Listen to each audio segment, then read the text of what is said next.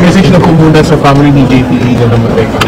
Yes, opo. Pinapaabot namin ang aming pakikiramay sa buong pamilya ni dating Senate President Juan Ponce Enrile. At inaalala po namin ang kanyang contribution na sa ating bayan, lalong-lalo na sa kalayaan at demokrasya. Ma'am, of course, 90 years of the office of the Vice President happening on your term. How does it feel po the OVP has stood the test of time despite na maraming challenges ang nangyayari ngayon sa office of the Vice President under your term po? Well, yes. Yan yung sabi namin, no? We built on the legacies of the past Vice Presidents. Marami kaming natutunan doon sa kanila. Resiliency, disciplina, public service, and we will continue. The Office of the Vice President will continue to do our best to serve the Filipino people. Is a comment regarding the President's statement that inaasahan na may makukulong by December sa mga dating your view on that? Yung tutunan ko na lang, although wala siyang binanggit ng mga politicians at wala pa naman daw sa mga ebidensya to include Martin Romualdez. Opo.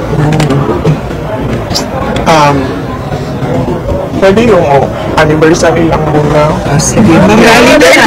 May rally sa Sunday. Na yung ibang presidents succeeded the president and were or either elected. Sa tingin nyo, sa panahon natin ito, sa dami nang nangyayari sa bansa, anong kailangan natin sa vice-presidente? Mag-succeed or ma-elect na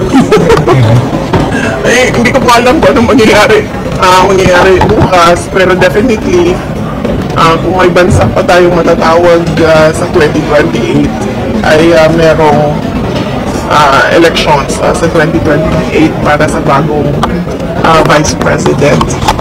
But let me just thank all of our friends from the media for joining us for this 90th anniversary celebration of the Office of the Vice President. We are truly happy to celebrate it with you.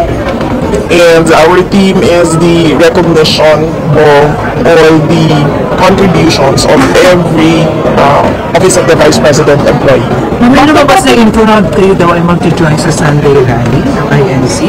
Are you really going to go to Wala akong sa lahat ng mga rallies, wala akong schedule. Dito sa Pilipinas, ang mga rallies na ginagawa namin ay laging nasa overseas or